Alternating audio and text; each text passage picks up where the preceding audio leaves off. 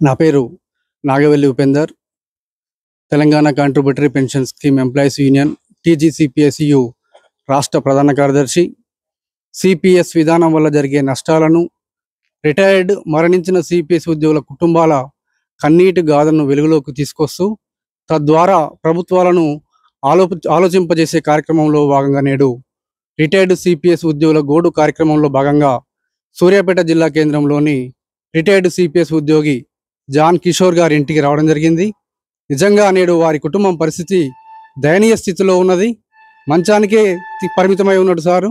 సుమారు 39 సంవత్సరాలు ప్రభుత్వ సేవ అందించి మరి సిపిఎస్ విధానంలో 15 సంవత్సరాలు కొనసాగి లాస్ట్ 2024 అక్టోబర్లో రిటైర్ అయినాడు. రిటైర్మెంట్ కంటే 1 ఇయర్ 15 డేస్ ముందే ప్రమాదానికి గురై సార్ యాక్సిడెంట్లో కాలు ఇంజూర్ అయ్యి అదేవిధంగా బ్రెయిన్లో క్లాట్ అయిపోయి మంచానికి పరిమితమై ఉన్నాడు.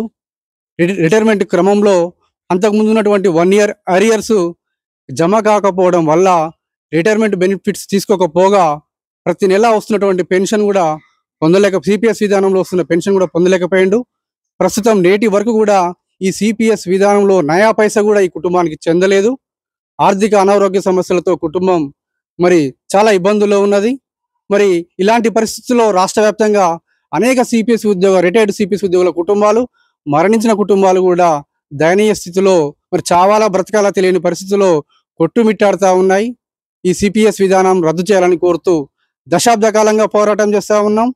2004 నుండి మరి నియామకమైనటువంటి రాష్ట్ర ప్రభుత్వ ఉద్యోగులకు ఈ సిపిఎస్ విధానాన్ని ప్రవేశపెట్టడం జరిగింది. ఆరంభంలో దీని యొక్క పర్యవసనం తెలియలేదు. కాలక్రమంగా ఒక దశాబ్ద కాలం గడిచింది. దీని యొక్క నష్టాలు అన్నీ కూడా వెలుగులోకి వస్తూ ఉన్నాయి. కొన్ని కుటుంబాలు వీధిన పడతా ఉన్నాయి. కుటుంబాల పరిస్థితి చాలా దారుణంగా ఉన్నది.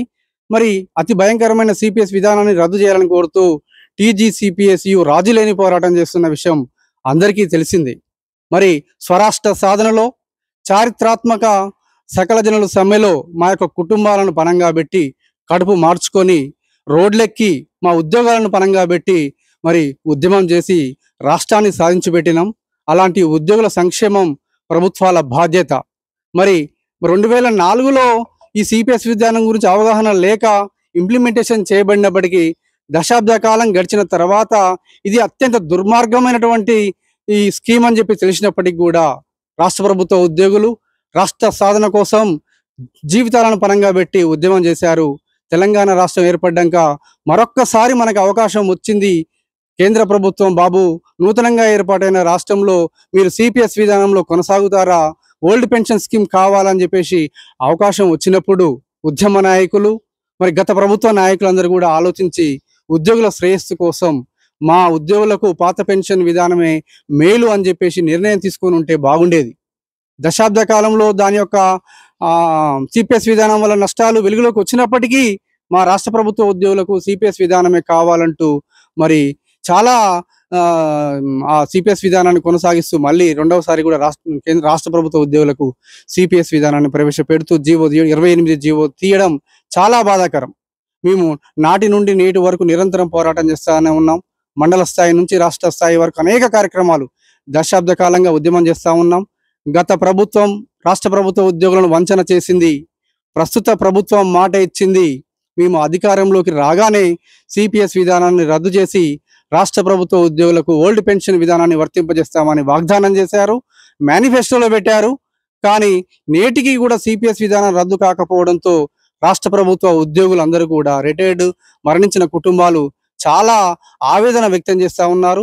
ఆ యొక్క కుటుంబాల పరిస్థితి ఆర్థిక ఆరోగ్య భద్రత లేక మరి చావాలా బ్రతకాల తెలియక ఆత్మగౌరవం లేక చాలామంది అనేక కుటుంబాలు వీధిన పడుతున్న సందర్భంలో మరొకసారి రాష్ట్ర ప్రభుత్వ గౌరవ ముఖ్యమంత్రి గారికి విజ్ఞప్తి చేస్తూ ఉన్నాం.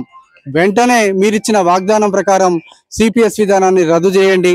2,50,000 ఉద్యోగ ఉపాధ్యాయుల కుటుంబాలలో వెలుగులు నింపాలని, చనిపోయిన రిటైర్ అయిన కుటుంబాలను ఆదుకోవాలని విజ్ఞప్తి చేస్తూ ఉన్నాం. ఈరోజు రాష్ట్ర ప్రభుత్వ ఉద్యోగులందరూ కూడా సంపూర్ణంగా విశ్వసిస్తూ ఉన్నారు. అధికారంలోకి వచ్చిన కాంగ్రెస్ పార్టీ 4-5 రాష్ట్రాల్లో ఇప్పటికే సిపిఎస్ విధానాన్ని రద్దు చేసి పాత పెన్షన్ విధానాన్ని ఇంప్లిమెంటేషన్ చేశారు. మీరిచ్చిన వాగ్దానం ప్రకారం మన తెలంగాణ రాష్ట్రంలో కూడా వెంటనే సిపిఎస్ విధానాన్ని రద్దు చేయాలని, కోరుతా ఉన్నాం. గత అసెంబ్లీ ఎన్నికల్లో కాంగ్రెస్ ప్రభుత్వం విజయం కోసం కూడా ప్రతి సిపిఎస్ ఉద్యోగి కుటుంబాలన్నీ కూడా కంకణబద్దులై మీ యొక్క గెలుపులో క్రియాశీలక భూమిక పోషించిన విషయం మీరు మరవద్దని, వెంటనే సిపిఎస్ విధానాన్ని రద్దు చేసి 1980 రివైజ్డ్ పెన్షన్ స్కీమ్ ప్రకారం, రివైజ్డ్ పెన్షన్ రూల్స్ ప్రకారం సిపిఎస్ విధానాన్ని పూర్తిగా రద్దు చేసి ఓల్డ్ పెన్షన్ విధానాన్ని అమలు చేయాలని, 2.5 లక్షల కుటుంబాలలో వెలుగు నింపాలని చెప్పేసి గౌరవ ముఖ్యమంత్రి గారిని కోరుతా ఉన్నాం. మా ఆవేదన, మా యొక్క బాధ ఉద్యమ రూపం దాలుస్తే కార్యాచరణ కూడా, నిరంతర కార్యాచరణ కూడా మేము సిద్ధంగా ఉన్నామని తెలియజేస్తూ దశాబ్ద కాలంగా పోరాటం చేస్తూ ఉన్నాం. కుటుంబాలను, పిల్లల్ని కూడా వదిలి మరి ఈ యొక్క ఉద్యమంలో పనిచేస్తూ ఉన్నాం. మా యొక్క ఆవేదన, బాధ ఉద్యమ రూపం దాలుస్తే కూడా చాలా కార్యాచరణ కూడా, నిరంతర కార్యాచరణ ఉంటుందని చెప్పేసి ప్రభుత్వానికి తెలియజేస్తూ మన ఉద్యోగ ఉపాధ్యాయ వ్యవస్థీకృత సంఘాలను కూడా విజ్ఞప్తి చేస్తూ ఉన్నాం. మీ యొక్క కృషి ఫలితంగానే, మీరు చేసిన ఉద్యమాల ఫలితంగానే రాష్ట్రాన్ని సాధించుకున్నాం. ఉద్యోగస్తుల అనేక సమస్యలు కూడా సాధించుకున్నాం. ఈ సిపిఎస్ మహమ్మారిని తరిమే క్రమంలో మనం అందరం ఏకమవుదామని చెప్పేసి విజ్ఞప్తి చేస్తూ, మీ అందరి ఆధ్వర్యంలోనే వీలైనంత త్వరగా పాత పెన్షన్ రద్దు కావాలని చెప్పేసి వేడుకుంటూ, అది ఆలస్యమైనప్పటికీ మేమందరం కూడా టీజీసీపీఎస్యు ఆధ్వర్యంలో రాజీ లేని పోరాటానికి సిద్ధంగా ఉన్నాం. అవసరమైతే ఆమరణ నిరాహార దీక్షకు కూడా వెనకాడమని చెప్పేసి తెలియజేస్తూ ముగిస్తా ఉన్నాం.